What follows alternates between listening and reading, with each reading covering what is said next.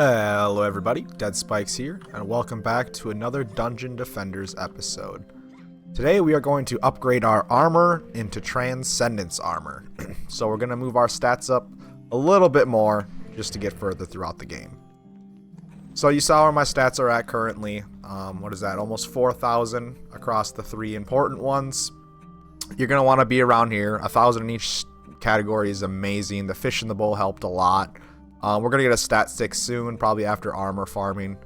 But mythical armor and being around this level, you should be able to pull this off. Keep farming Dread Dungeon, getting those mythicals until you're there. Your aura, you just want, I mean, really 1,000's good, but 1,800's amazing. Hermit's stats don't really matter, but these are pretty great. Buff Beam, 1,500, pretty great.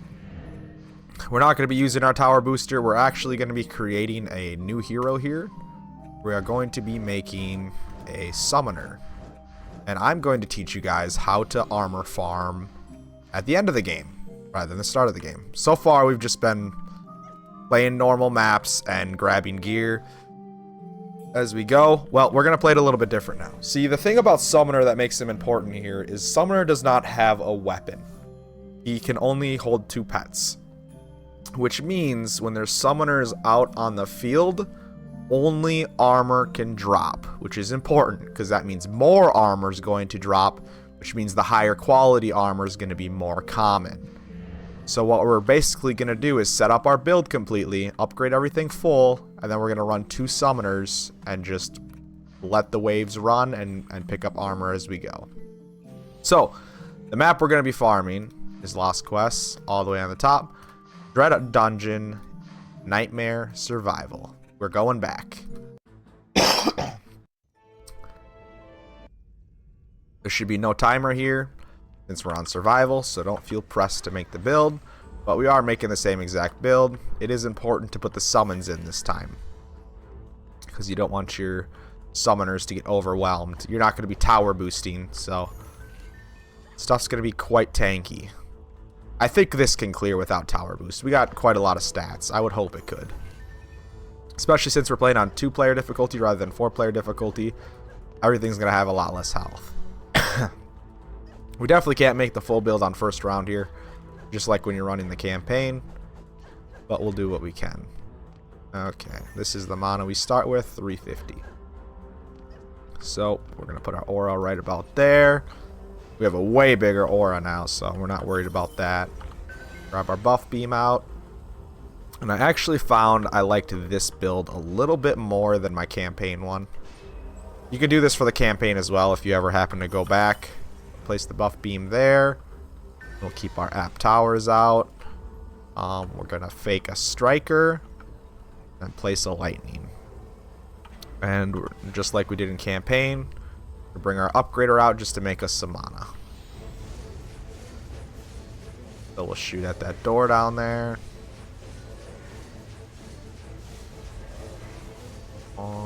There's enough. Now we just want to keep making some towers. And we want to face a striker like that. That's all of our units. Okay. Now we just want to get mana and max out the beam if we can. Probably won't get enough by this round.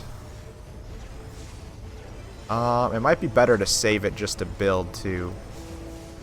Yeah, we'll fill up one more time and save it. Just so we have it for the rest of our builders. Oh wow, that ogre just got smacked. Okay. You could XP farm here while you're armor farming, but we're going to have targeted ways of farming XP here in a second, which will be much faster. I like to separate my armor farming and XP farming. Okay, so we'll give the mana to her. And then she's going to give the mana to Hermit. By the way, if you click Control M, the other character cannot pick up the mana. That's a good way to stop your characters from grabbing the mana on accident. Okay. So Control M, and we're going to switch to our summoner. We're going to full screen to make this a little easier. Now we're in Overlord mode. Okay, we're going to build the archer line like we did before. There. Alright, just across the board here. Probably could use orcs if you wanted instead, because they have a little bit more health, but we're not really worried about them dying.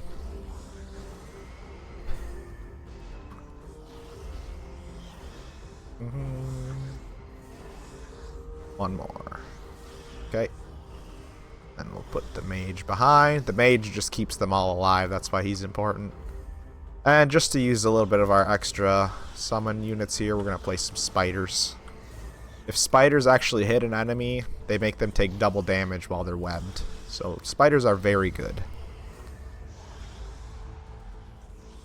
And I would recommend you to fit them in a lot more of your builds. So we can actually just stay as the summoner now, right? Yeah, we got the full build already, so we can stay as our summoner. So I'm going to switch to invisible mode, which is called phase shift. And we're just going to upgrade the full build here and then switch out our second character. I guess since we're here for transcendents, we can buff up our item qualities there, like that. Okay. And we gotta find a place to make some mana.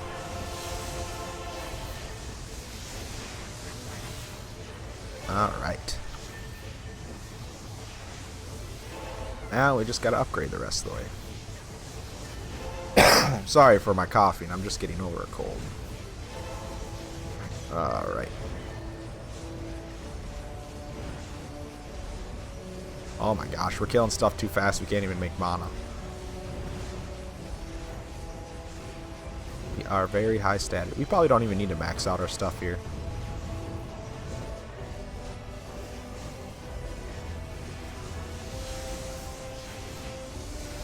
But there's definitely not going to be any transcendents for a while, so got nothing really better to do.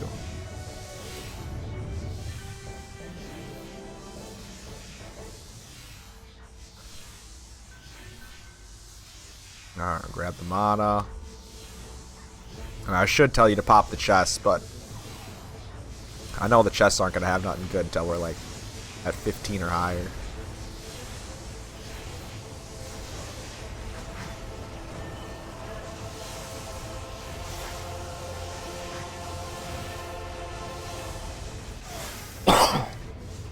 Just trying to find somewhere to shoot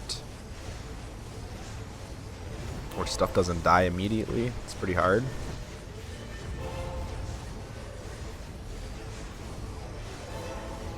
Oh, there's a wyvern spawn up there, maybe.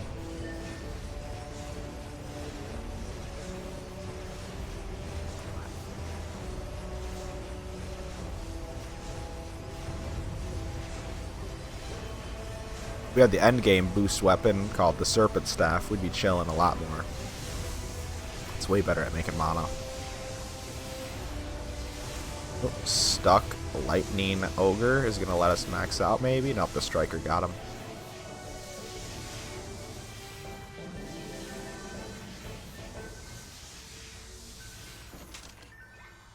Still no transcendence yet.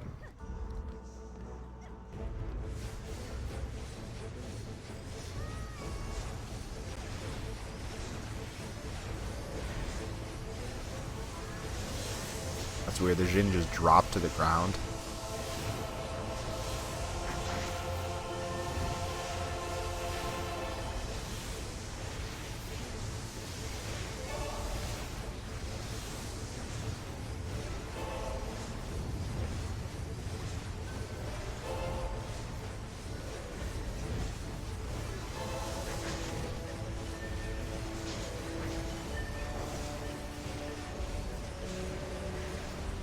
Ooh, a nice lightning copter to make some mana on.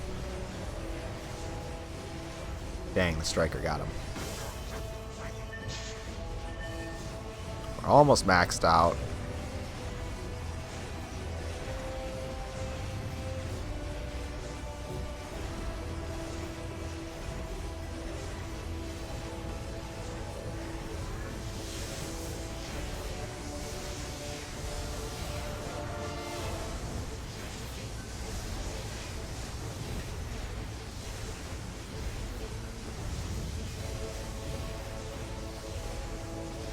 Alright. I think one more wave and we're definitely maxed out.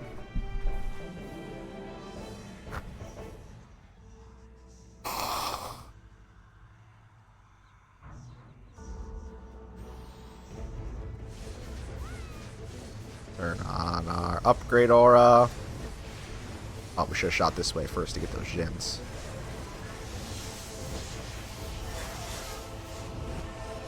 Luckily, after we get the wave amount, we can start on any wave we want. We just got to get there.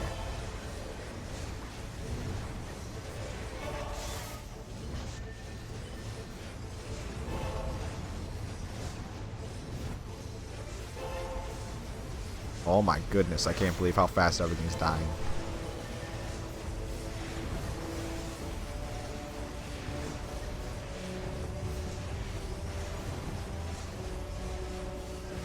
There we go.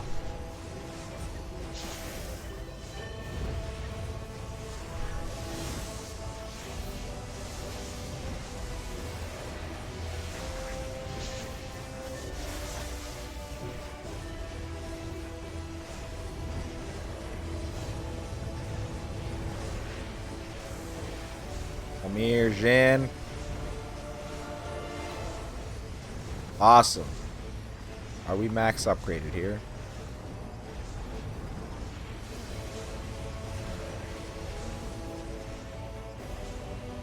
Have one more tower.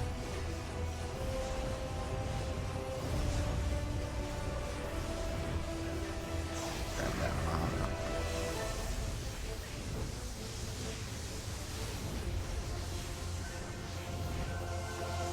Okay.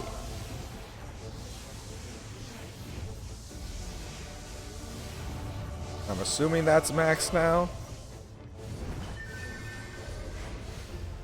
Stuck copter. Another tower still. Holy crap.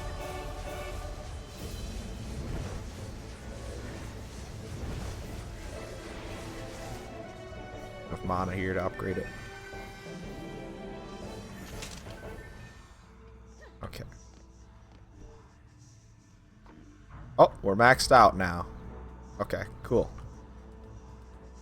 Upgrade one of those. Alright, now I'm going to switch to that other summoner. And I'm going to skip this video here, so I'm going to stop recording here. And I'm going to come back when Transcendents come out, and I'll tell you guys what wave it is. Alright, so see you in a minute. At the end of wave 14, the start of 15, we opened up all the chests, and we saw our first Transcendence armor. Look at the tower stats on that. It is insane. That is what we are going to be working towards. I opened up all the chests and I only got one of them.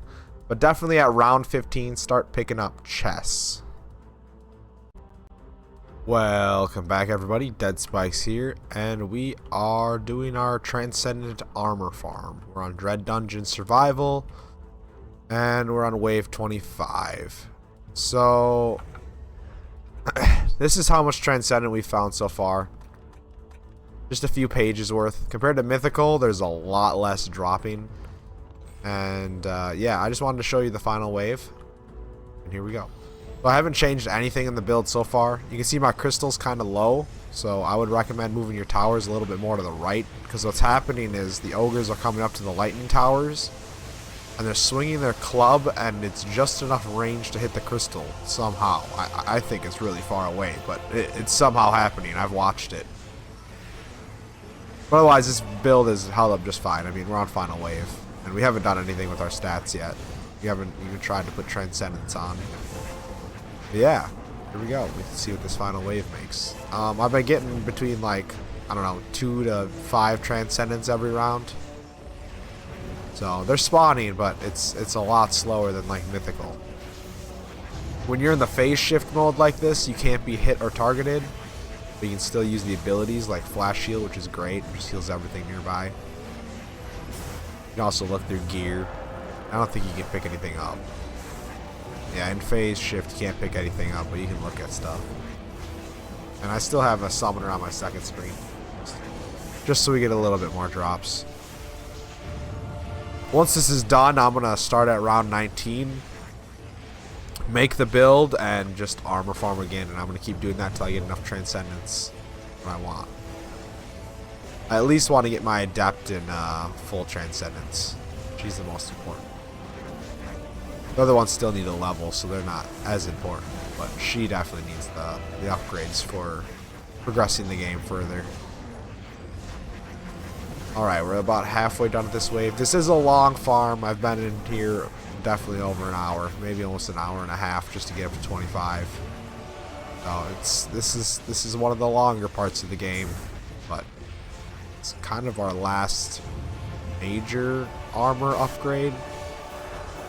After this we go to Supreme and Ultimate, which it's a very slow and never-ending farm, really, to get to those.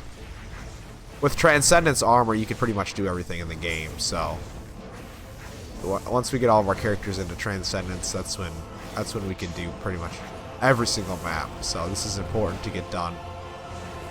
We will go farm Supreme and Ultimate before we finish the game. Those are the next sets. We're definitely not going to farm a plus set on this account, because that would just take months. It's just not necessary. But yeah, this is the next huge stat upgrade.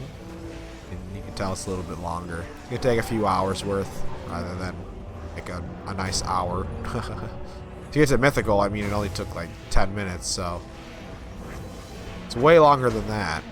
Oh, surprisingly, the ogres didn't hit that. So I got 5 Transcendents to drop on that wave. I'm just going to go around and pick them up. Not sure if my adept is level 78 yet to be able to hold Transcendence. If not, we can just go level her up. It's not too bad. She's 77, almost 78. Okay, so no biggie. I'm gonna keep farming this and getting more Transcendence, and then probably do an insane moon base to get her to 78. And I'll meet back up with you guys for the end of the video. Alright, see you in a bit.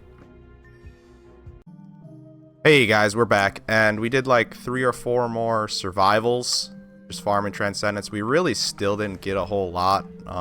We have 97. So we saved up some, not as much as I would like. I'm gonna go armor farm again, but I might pick a different spot that gets more Transcendence. But we did get our adept up to 78, and she's in a full set of Transcendence, which is what the goal was. And now look at her stats. Holy crap, 6,000 across the board, I believe. Yep, 6,000 here across the board with a crappy stat stick and not very good accessories. So we are moving on. We got a lot of stats, and yeah, there you go. You could farm infinite Transcendence from that. Use insane moon base like in my last video to get your levels up for your other characters if you'd like, but right now we only need her in Transcendence to be able to progress. If you guys enjoyed this, you found it helpful, please make sure to hit that thumbs up button. If you want to see some more of my videos, make sure to subscribe, and I'll see you in the next episode. Bye bye. This is Bikes out.